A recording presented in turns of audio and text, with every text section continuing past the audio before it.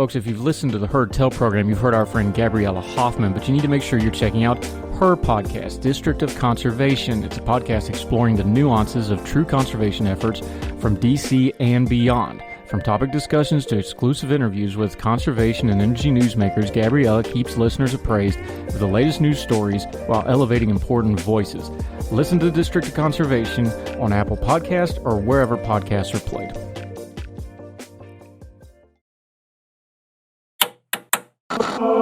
With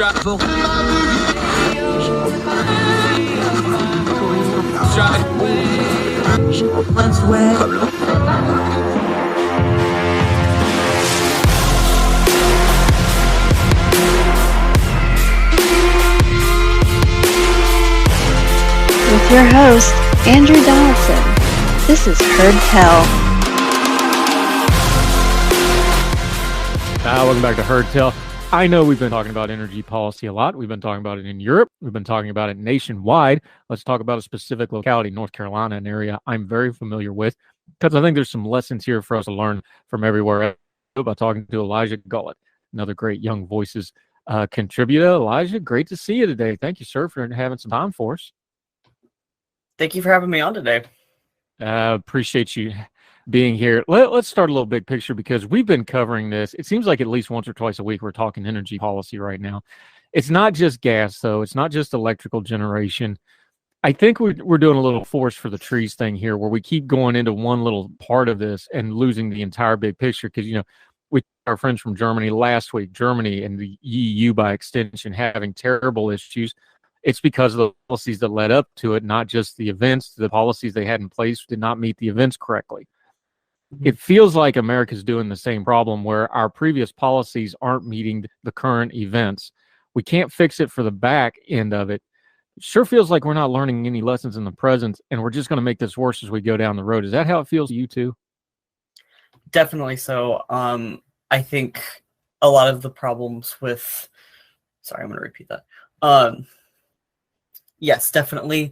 I think we have sort of used a very short-term perspective on energy policy in this country, where we focus on what looks good, what's good to what makes us seem progressive, or like we're trying to pursue some higher environmental goal, and that makes complete sense.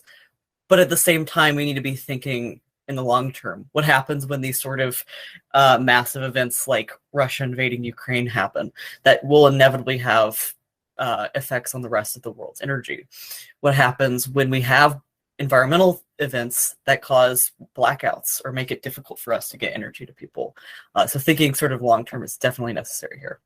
And we are already seeing California's warning about energy shortfalls. We know what happened in Texas last year, and they're warning it may happen again. We know there's not enough, the grid's not going to hold up. We just know that right now. We need more power generation. We have reduced fossil fuels. We've closed coal plants and these sort of things. We're trying to step up renewable energy, which is a finding in and of itself. Just the abject facts on the ground, there's a gap in energy production for this country because we're growing, because we don't have enough energy.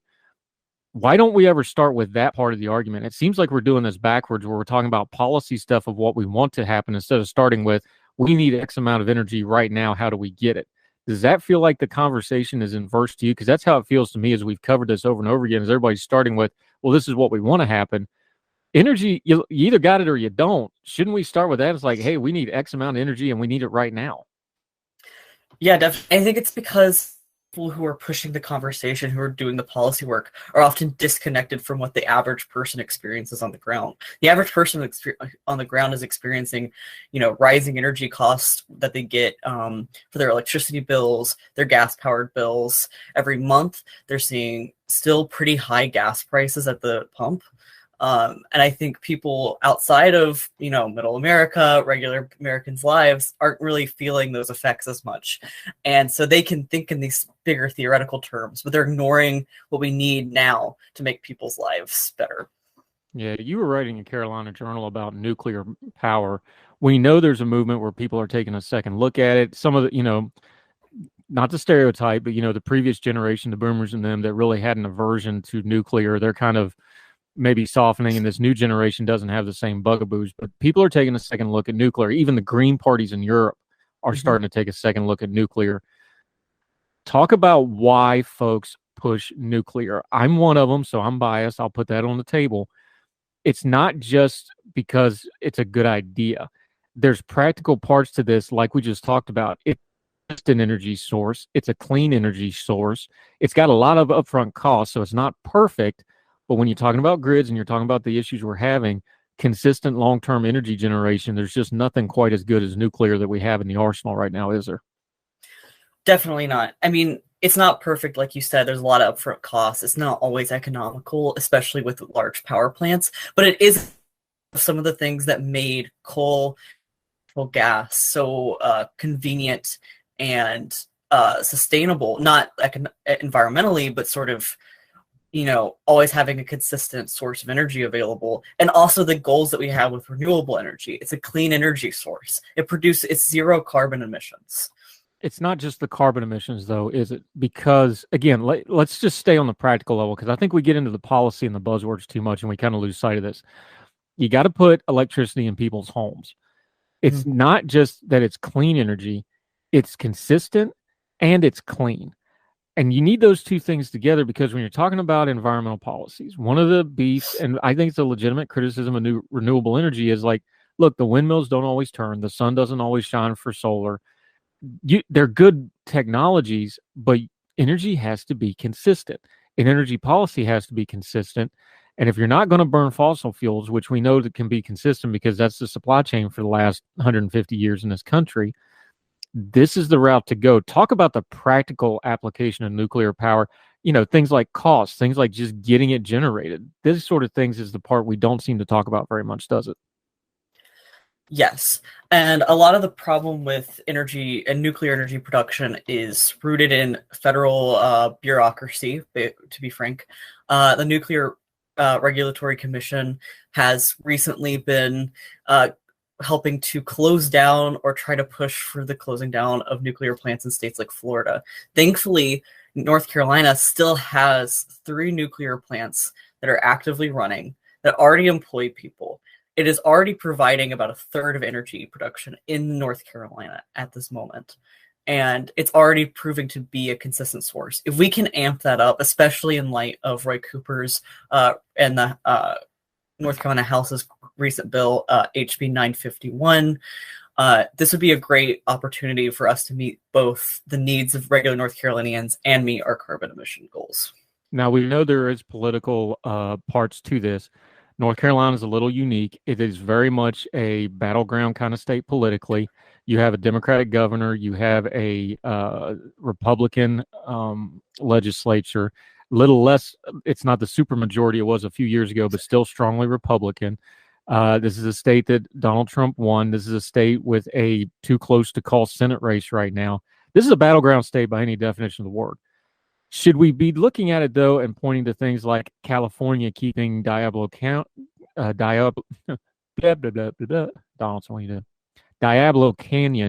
open? That's one of the most progressive states in the country, and they're even saying, look, we've got to go this route. Can we use those kind of examples to try to cut through some of the partisanship here and go, look, libertarian, conservative, progressive, purple hippopotamus, you need electricity in your house, and this is the way we need to go? Yes, definitely. I mean, California recent work with Diablo Canyon is a perfect example of this, because it shows that even in a state which was literally where anti-nuclear movements were born in the United States, are frankly being forced to by the realities on the ground to allow and continue to provide nuclear energy. And this can provide as a source of this. Sorry, I'll get that point. This can be a great point in North Carolina, that we don't want to end up on the same route that California is, where they have to make these these hard decisions about what they keep open. We can keep being on this pro-nuclear route that we've already, and continue to increase production of that to meet these goals that we've set out in HB 951 without making the types of hard compromises that California has. What about, again, a state like North Carolina? This is an opposite coast. It's a coastal area. People in the coastal areas, which are growing fast. Brunswick County is one of the fastest growing counties in the entire country. Raleigh-Durham is one of the fastest growing urban areas in the country. These are people that, whether they're conservative or progressive, are also very environmentally conscious. We see that down in Wilmington, where this radio program goes out. Even the conservative folks are more environmentally conscious than others because they live in a very amazing place with the Carolina coastline. How do we pitch environment? Because to so many on the right, environmentalism has become a bad word. But this kind of environmentalism with nuclear power and clean energy and consistent energy, we should be able to pitch that to the conservation part of the right wing, and they should just fit that like a glove. How do we use that terminology and meld it? Because I think sometimes the nomenclature gets in our own way of this conversation, doesn't it? It definitely does. And there's great work being done on this from organizations like the American Conservation Coalition that are working who are working with Republicans to develop conservative climate policies and use language that makes more sense to conservatives and Republican voters on environmental issues. And I think nuclear energy, once again, is this great bridge between environmentalists and the conservative movement, because you can also sort of bring in this economic perspective. This is a great way to create jobs, create infrastructure, and especially for the state of North Carolina to remain this incredibly economically growing state. Yeah, we're talking to Elijah Gullett. We're going to take a quick break. We're going to continue to talk about energy, his piece in North Carolina. He's also got an op-ed out about clean energy transition, how to make it a little bit easier. And the problem ain't us and the problem ain't the media. Once again, that R word, regulation, it's all in the details how these sort of things work. Elijah Gullett continues to join us on Heard Tell right after this.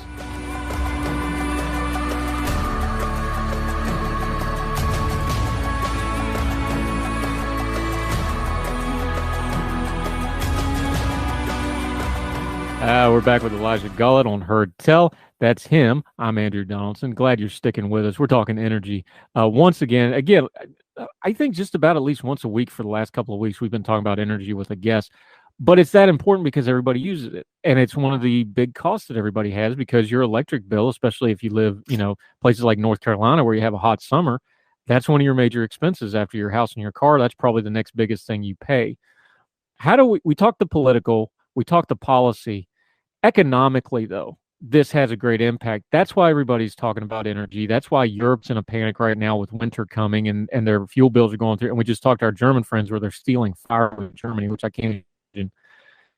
Talk about the economic side of this, because let's just be real. Let's be grown folk here. People don't pay attention to economic issues unless it starts to hurt or affect them, right? Energy policy is definitely affecting people. We saw the gas prices over the summer. That's kind of subsiding a little bit. But winter prices, rolling blackouts, this stuff gets people politically engaged in a great big hurry, don't it? Definitely so. And I think, a really idealistic form of energy policy is only going to make that work. Focusing on sort of exclusively on these bigger goals that we have in regards to carbon emissions, as great as those goals are and as much as we do need to meet them, we can't ignore the facts on the ground. We can't ignore the day-to-day needs of Americans and regular people. We can't ignore the fact that people need to light their homes, be able to cook dinner, do the basic drive to work, all the basic things that we do on a day-to-day basis.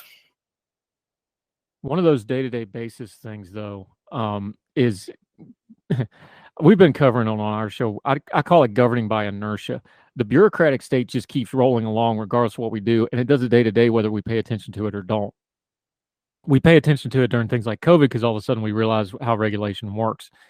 You were writing, and you wrote a piece in the Center Square. We'll link to this and his other piece. Make sure you read the whole thing for yourself and share it. You wrote about the regulation of energy. We know the Texas blackout, that came because of regulation. We know the California threat of blackouts. A lot of that has to do with regulation. Talk about regulation, because that's the piece of this that people don't really see, but they feel it. But there's a disconnect there, isn't there, where folks aren't putting those two things together too often. Yeah. So in my article, I focus on the National Environmental Protection Act. This is a 1970s legislation that basically allows any activist group to use the courts to stop projects that they believe might be damaging. Now, the law has sometimes produced outcomes than otherwise. It's been able to prevent genuinely polluting or dangerous development in residential neighborhoods. But at the same time, it has been used to block energy development, including things like nuclear. And these types of regulations, I think, made sense in one time in our history, but make less sense now when we have these better technologies where, we need clean energy, we need nuclear energy, we also need solar and wind that are also being blocked by things like NEPA. And these laws desperately need to be reformed so we can do the kinds of energy production that we're going to need to both meet people's day-to-day needs with energy and also meet our own carbon goals. And you talked about it in your other piece on nuclear power in North Carolina at the Colorado Journal, but it applies to this piece as well and applies to this whole conversation. It's not that we don't want renewable energy. Energy needs to be like a lot of other complex problems. Your pet thing isn't going to solve the entirety of the problem.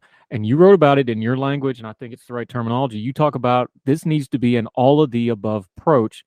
Well, what hinders all of the above is regulation, right? Oftentimes, yes. So like I mentioned, laws like NEPA, as well as some other federal regulations and state-level NEPAs, often are in the way of us doing, like I said, the clean energy production that we need. They're used to block both solar, wind, natural gas, and nuclear all the time. And if we want to do an all-of-the-above approach, which I believe we need in order to meet both basic human needs and environmental goals, we're going to need to loosen up some of these things, or to at least reform these types of regulations to meet modern day needs. These are outdated regulations. They desperately need reform. Now, you're a UNC Chapel Hill guy. For the purposes of this conversation, we're not going to hold that against you. However, talk about how this is being discussed by the current generation coming up through college, because like you said, the anti-nuclear stuff really started on college campuses in the 60s and 70s. And to be fair to them, not for ungood reason. The Cold War, people were scared. You had some events that, scared people. I get that. So, I don't want to just overly bash them. People are products of their times. What's the current rising generation? Because it does feel like even progressive folks, even environmental folks, there seems to be a change here. You were on UNC's college campus. You're still plugged into that community. Is that real, or is that just something in the media? I think that shift you're noticing is definitely real.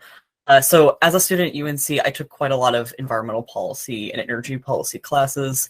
And it was really interesting that you'd have a range of students, regardless of their ideological positions, recognize that nuclear was a good thing, that nuclear was clean energy, we needed more of it, and it was a great way to meet both the basic needs that I mentioned, as well as a lot of our clean energy goals.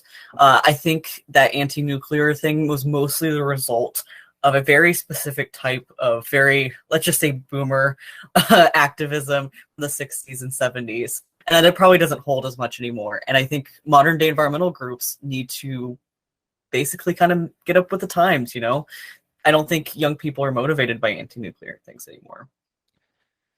I find, you tell me, because I'm a little bit older than you, so we're different generations a little bit.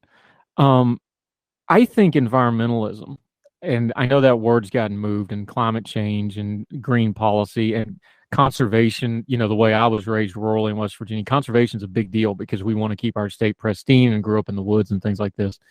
Whatever terminology you want to put on it, I think this is the one issue that I see people getting more and more heterodox on. I see more and more crossover on it. I already mentioned in Wilmington, you get people that are, even really conservative people. They're really touchy on environmental issues. You see progressive people that, maybe they're get real interested in school choice issues after COVID. I think there's a real chance to do some bipartisan stuff on environmentalism if we go past the buzzwords and we get to what we all want, which is a nicer place to live with better energy options. And we take care of both, the environment, and we conserve it for future generations, but we also take care of ourselves economically. I think those things can all go together. Give me a couple things language-wise, because a lot of this is going to be how we discuss it on social media, let's be honest, amongst ourselves. It's not going to be the policy and the white paper and the wonky stuff. How should people be talking about this to each other, just common folks, to push the ball forward on things like conservation and environmentalism?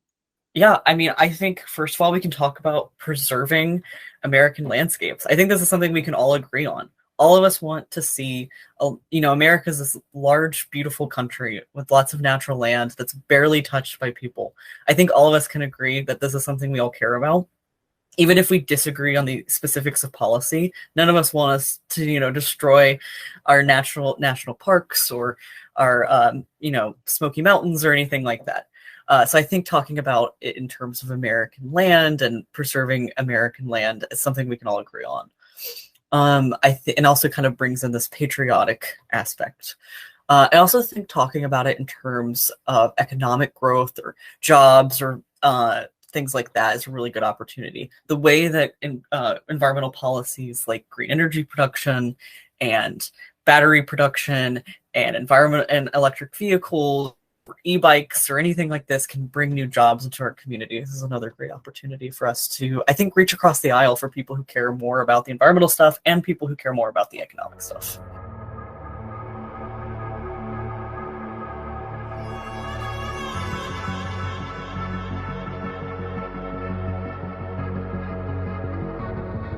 All right, so the side part of that, Elijah Gullett continues to join us, is that's what we do in our language.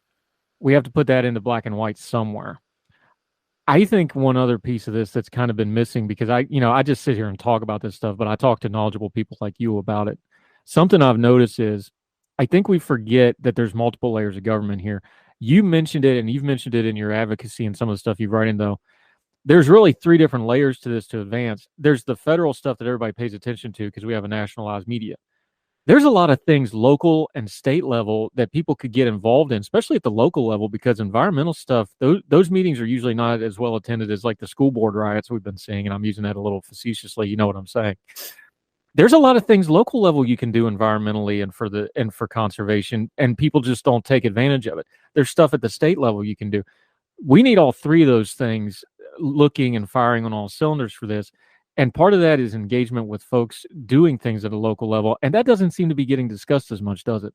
Yeah, for sure. I think in a lot of ways we need to renew this idea, sort of an old school environmental idea that planting trees and taking care of your backyard matters a lot and can make a really big difference. So trees are a major source for carbon sequestration. And, even just getting your friends together, cleaning up a park, planting some trees, learning about your natural environment and what's happening around you, all of that can make a difference. And I think it's something that gets lost a lot of times in the modern environmental movement.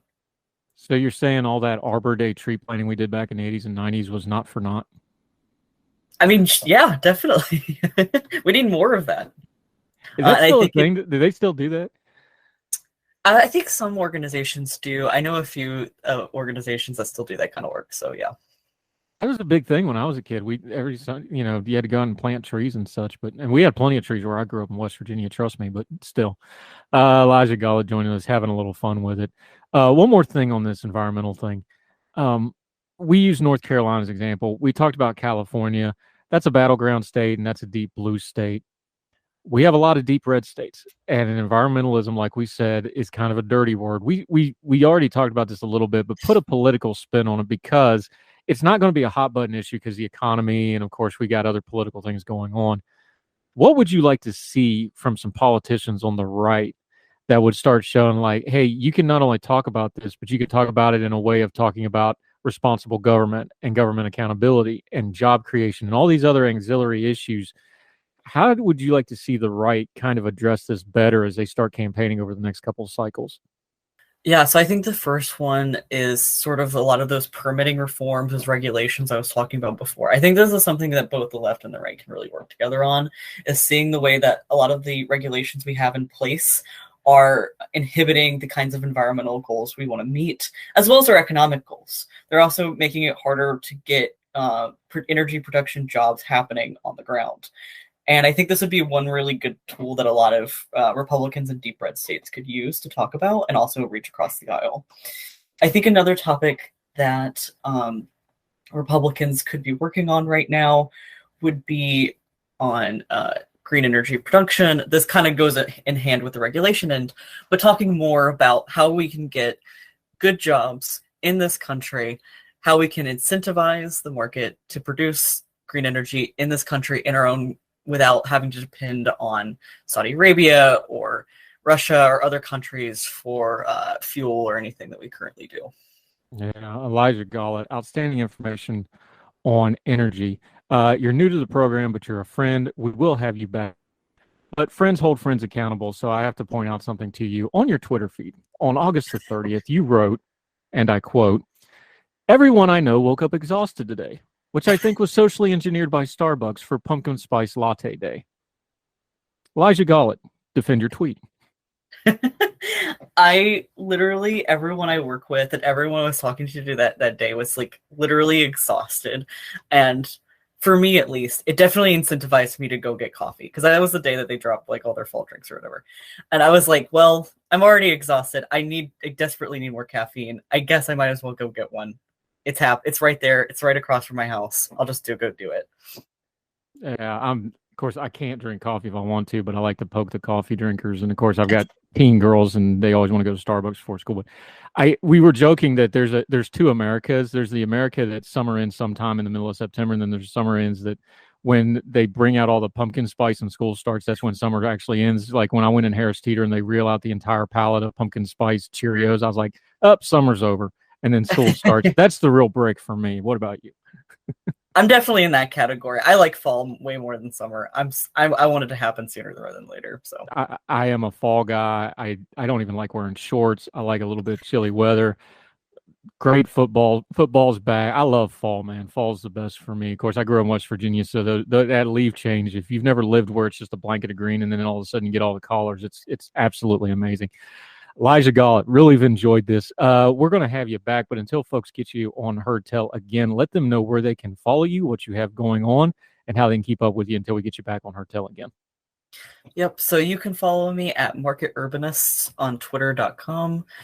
You can also see my work with the American Conservation Coalition, where I'm a branch leader for the Raleigh-Durham area. Yep, which is a darn fine place to be in the fall. Summer, not so much. But Raleigh-Durham in the fall, I'm getting ready to spend some time in Durham here this fall, but it's not going to be pleasant, unfortunately. But great city in the fall if you've never had a chance to visit it. Elijah, great stuff. Really appreciate the conversation. We'll talk again soon, my friend. Thank you for having me on. Thank you, sir. Take care.